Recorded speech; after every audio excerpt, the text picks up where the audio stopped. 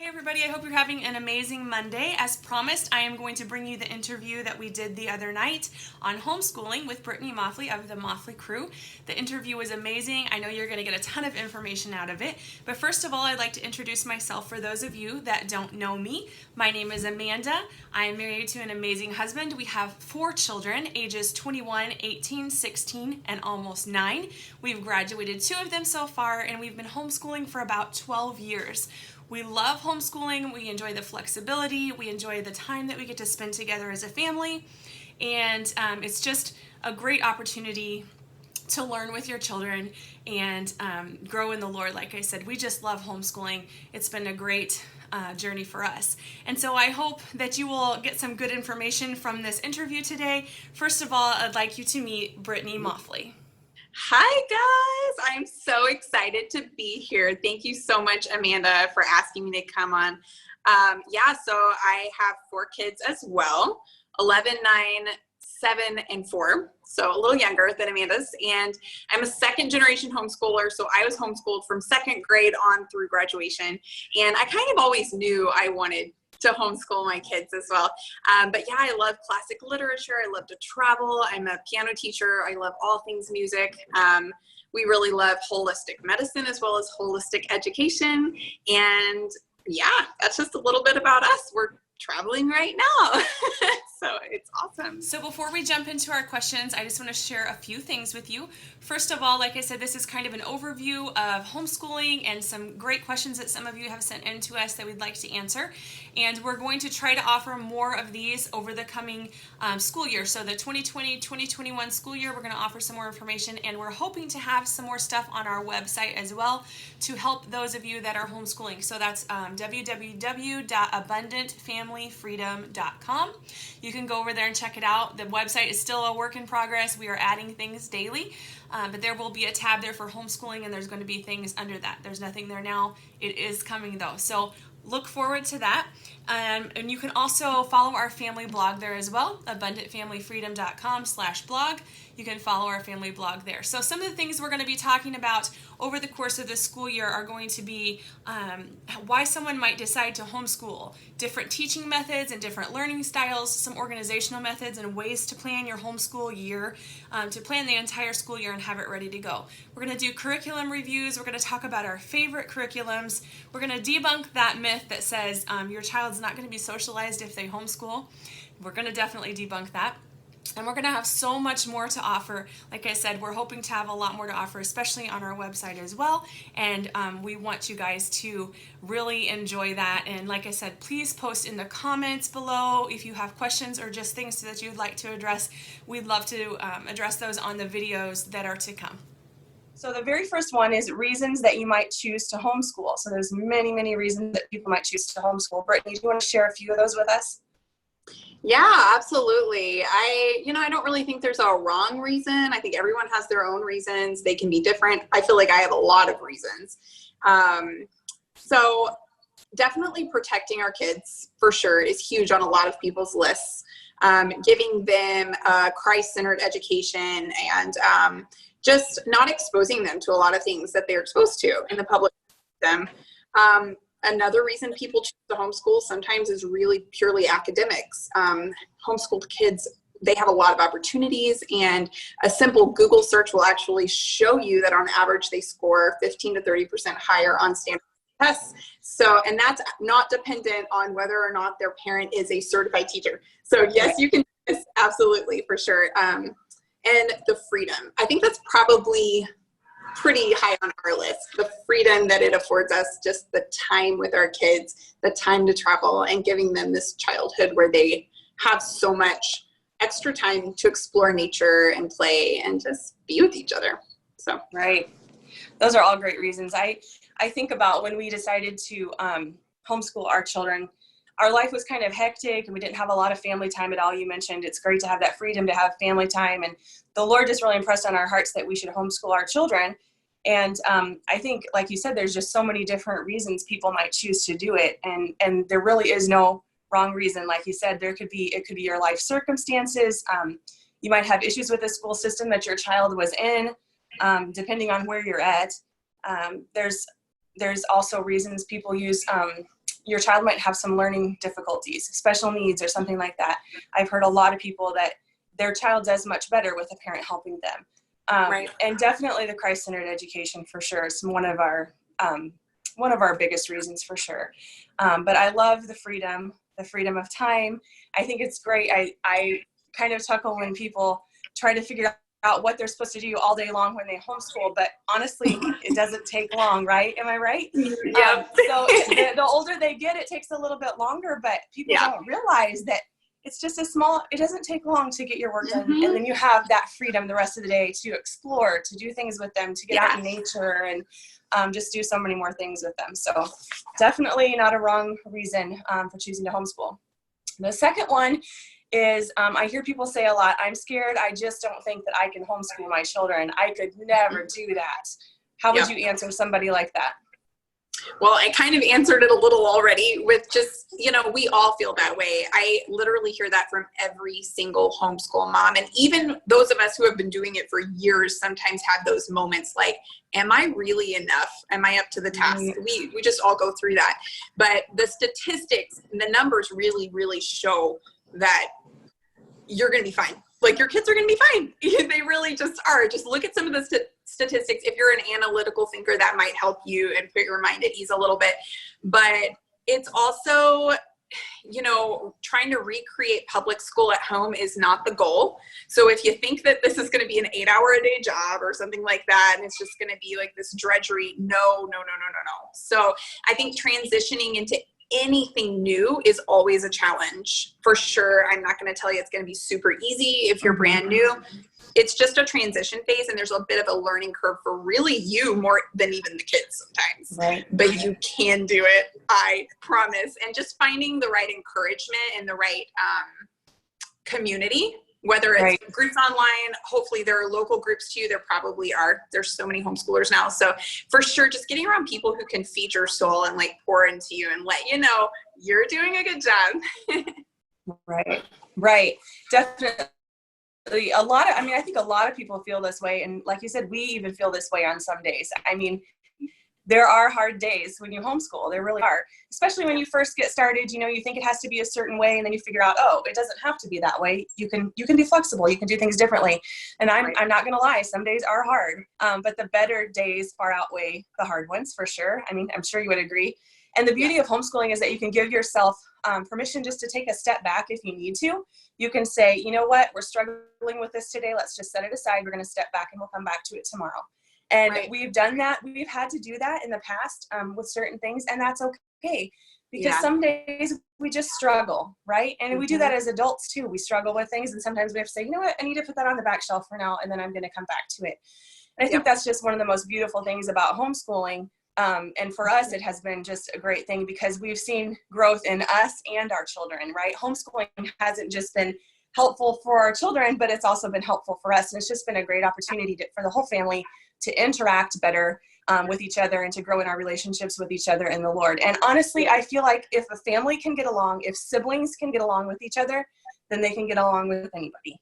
Because you know how it is. You have to live with someday. Your family all day long, right? And if they get along with them, they're going to be able to have good relationships with others. So all right.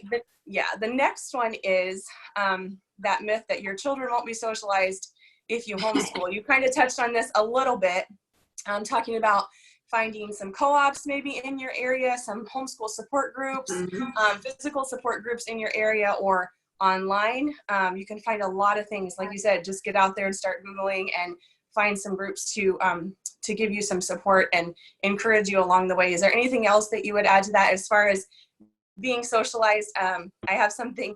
Well, let me just finish up really quick. So when we decided to homeschool, our second child was in first grade, and she was extremely shy and backward. Now, every child has their own temperament, of course, and she's still not extremely outgoing, but she came out of her shell when we decided to homeschool. There were opportunities that were given to her outside of the school where she had to start socializing with people. And I think the socialization is not just about their own peers and age group. They need to be able to socialize with all ages, right? So we had that opportunity at the public library, and I'd say, you know what, go ask the librarian, right? So talk to the person at the grocery store, right? And then they learn to come out of their shell that way. So that was good for us. And every child has a different temperament. I feel like you can't just say, box children. I know plenty of children that go to public school or private school that are extremely shy too. Right. That's just their temperament, right? So what would you add to that your child won't be socialized with? For sure. I always laugh at that. All of us homeschool moms laugh at that. It's hysterical when you really get into the community and the culture and you see it. I actually have witnessed the exact opposite through the years. I can typically tell when kids are homeschooled, just passing them in the store, I can typically tell because they have elevated social skills, and they just do. They have elevated communication skills. And it really does boil down to when you put kids with their same age group, with their peers for so many hours day after day, it's not really the most organic flow of learning to socialize. And I think God designed the family very intentionally. He has different ages of children in the family, and just getting to talk with people way older and way younger than them is so important. So yeah, for sure, very shy kids in homeschool, very shy kids in public. You're not trying to set out to change their personality, but more confidence is what I tend to see in kids that are socialized with all ages. So. Right. I agree with that. My daughter, the one that's actually the one I was talking about, she works at Chick-fil-A right now. And she's actually, it's kind of been neat because several homeschool co-ops that we've done over the years, she's met some friends through that. And they kind of all ended up working at Chick-fil-A together, which was kind of a neat thing. But she was saying the other day when she came home, she was like, Mom, it's so interesting to see that, when we have like a lull in business and there's not a lot going on because the inside's closed right now. They're just doing like the drive-through kind of stuff, because of all this stuff going on. And she says, when we have a lull, it's interesting to see that the homeschoolers are the one that are able to carry on conversations and we're constantly, with other people, and these other ones are just kind of standing around like they don't know what to do. Yeah. It's just kind of humorous. A little more awkward. Yeah, a little bit. All right. The next one is, how do I get started homeschooling? So I'll just add a few things here. So first of all, some things that came to mind. It's been a few years since I started homeschooling, so I had to kind of go back in my mind and think, how did I get started? But I think the first thing you want to do is kind of find out what your state requirements are, because every state is going to be different. Our state requirements were the same for so long, and then they changed over the years. So you definitely want to find that out. And a good place to find that would be on the HSLDA website, and that's Homeschool Legal Defense Association, so hslda.org. It's a wonderful organization. They have a tab on there called Getting Started, and that's got a lot of information that you can find. They even offer a membership that's going to offer personalized guidance and some legal protection if that would ever become an issue for you. Depending on, again, how your state does things. And then a little further down, you're going to find a tab that says legal, and you're going to find all of the homeschool laws listed for every state. So that is probably the best place to start. Go ahead and look and see what your state requires of you. If anything, some of them are very, very lenient, and some of them are very high in what you have to do. And then the next thing that you would want to do is start looking for curriculum based on what your state requirements are. Again, some of them do require certain things, some of them don't. And then think of your child needs and learning styles. Would you add anything else to that? Yeah, I had a video about this on our YouTube channel actually, and the first point was what you just said is about finding out your state laws.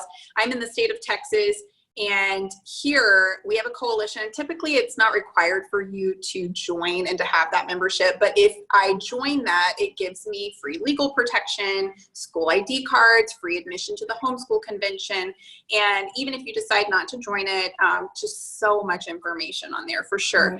So when you're deciding for the next step, when you're deciding your style, I love to recommend this video on YouTube called The 5 Flavors of Homeschooling. And it is by, maybe we can link the video, but it's by Simply Charlotte Mason. The channel name is Simply Charlotte Mason, and it's called The 5 Flavors of Homeschooling.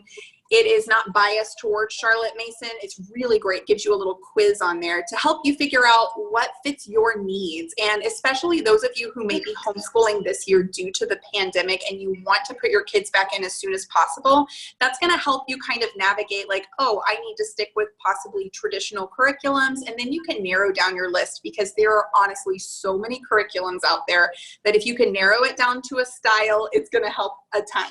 when you're making Right. your choices from that point on.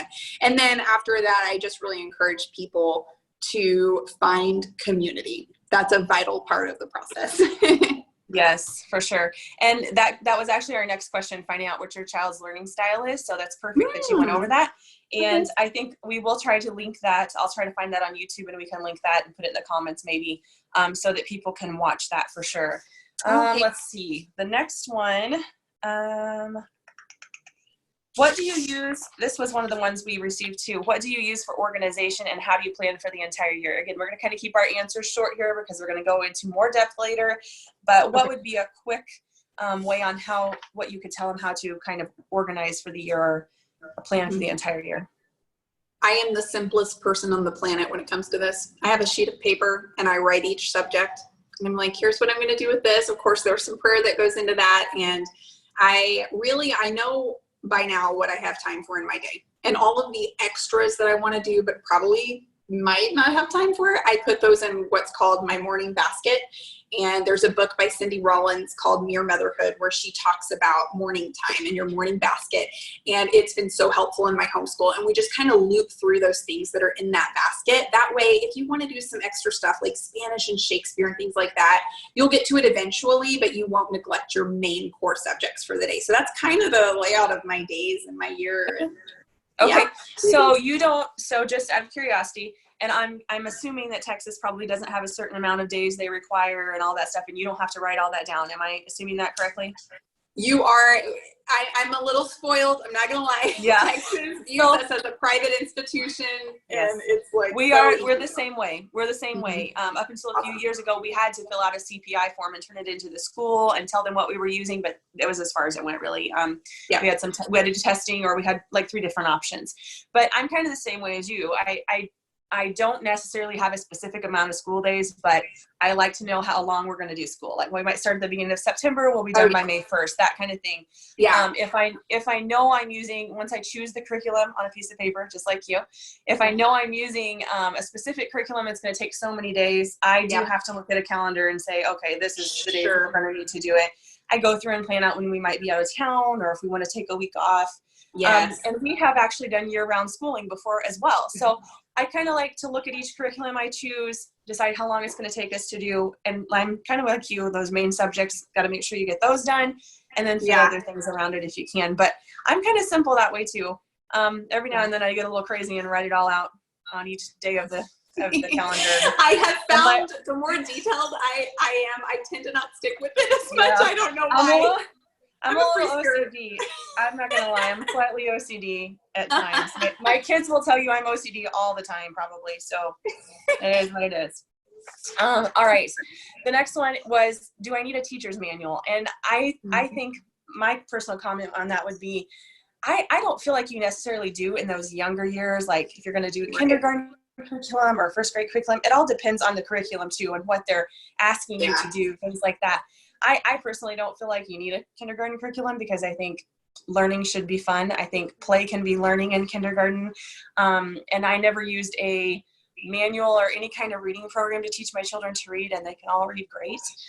We never had that issue, but everybody's different. And I think if you look at the curriculum you're using, a lot of times it comes with it. But sometimes it's an extra add-on, it's an extra price for that teacher's manual. So if you can look at the student manual and just say, this doesn't look like I need anything to go with it, I would say you probably don't. As they get older, I would suggest having a teacher's manual. That's not to say that you have to do everything specifically the way that manual says, because you can tweak things in your own way for your child or for you to make learning better for both of you. So would you have anything to add to that? No, same here. I've never really needed one for anything under 4th or 5th grade. We currently use The Good and the Beautiful, and their teacher's manual is kind of built in with like there's like usually 2 books for the year, like 1A, 1B or whatever. Sure. And the answers are in the back of the other book. So it's not like easily accessible to your student or anything like that. But I love that because it's less books. It just seems simpler to me. So, Yeah, the minimalist thing. The minimalist thing kicks in there, right? Sure. What about choosing curriculum? How did you go about choosing curriculum? I think the first thing I would tell somebody is If you can get to a homeschool convention, great, because you can get your hands on those products, look through them, see what might work for you. Again, considering your child's learning style. There are online conventions, and you can Google homeschool math curriculum, homeschool language arts curriculum, and a lot of times you can flip through those. You just can't see the whole book mostly, right? So that's the hard part. What other suggestions would you have as far as choosing a curriculum? How did you go about choosing yours? Well, I always tell people, figure out your style first, learn that there's about 5 or 6 main styles, figure out which one you are so you can narrow it down. But once you know what your style is, maybe it's classical, you're going to look at a list of those. I totally agree. If you can get your hands on the books, it's great. I tell people, go to the convention to look at stuff, but kind of make a commitment not to buy it. Like, don't bring your wallet almost, because you can make impulse buys, and it's sometimes something you regret. So if you get home and think about it, everything you saw, and then make your decision, it's sometimes better in the long run. So yeah, I agree with that. First few years of homeschool convention, man, we carted all kinds of stuff home. And I will add to that, you can go to used homeschool, or like our homeschool convention the night before, they have a used homeschool sale kind of thing. And then there's also Facebook groups for used homeschool curriculum. We have bought used homeschool curriculum. We have sold curriculum on there. It's a great way to save money. Because if, I'll be honest, there have been times I've bought things and it didn't work for us. But I was able to turn around and sell it to somebody else that could use it. So there's always that as well. Yeah. The next one, just a few more here. It looks like we got 2 more questions. One is about dual enrollment. Are you familiar with dual enrollment at all? I don't know how that works necessarily in Texas. I think there's a few reasons why someone might dual enroll. Maybe it's to take some extracurricular classes that you want to teach the core classes at home, but you want them to do maybe band or an extracurricular class on top of that. Maybe there's a core class at the school that you would prefer they take, maybe the math class at school, but you want to teach everything else at home. We let our son, dual enroll at the high school here in town for his last 2 years. And that was because he could take advantage of the free college courses, and he was able to earn dual credit for those. So he got college credit and high school credit all at the same time. I think, I could be wrong, in Texas that you guys have some kind of neat thing that work with the colleges to get free college classes. Am I right on that? Or I'm not sure, but you know what? I don't know the answer to that. My kids aren't quite at that level yet. Right. And so I don't know as much about dual enrollment. One thing that I've always told myself is once they get to that point, I'm going to those classes at convention, because they always have classes on it. Yes. Like, I got to learn it, but not yet. My brain's full. Right. But for sure, I know a ton of families here who do it. A ton of families, mostly for college credit. Most of the homeschool families I know do an associate's degree simultaneously with high school. And I don't see why you wouldn't. I mean, you have so much extra time as a homeschooler. It's for sure you should do it. It's just a great opportunity. I know that our local community college here definitely partners with homeschoolers. I just don't know the logistics of it quite yet. Sure. Yeah, but Bethesda has a program, and then Liberty University has a program. I have a friend who does that with her daughter. There's a ton of options. Right. There are a lot of options. And the high school, the public high school here, it works with our community college. And so if they offered it at the high school, you had to take it at the high school. If they didn't, you could either take it online or at the community college. Am I cutting out? Can you hear me okay? No, you're good. Okay. And so the one thing that we did tell, I'm getting feedback. The one thing that I would just be careful about is just be careful that if you know you're putting your child into public school, whatever your core values are, be very prayerful about it. That's what I would say. Our son did very well, but we also gave him the stipulation that if there's ever any, I'm hearing an echo to myself. You don't hear me? I hear you fine. I don't know what's. That's okay. So anyway, if we ever saw an attitude change in him or whatever, we were like, we're not going to do this anymore. We're going to find a different way. We'll pay for the classes if we have to. So just be very prayerful about how you go about that is what I would say.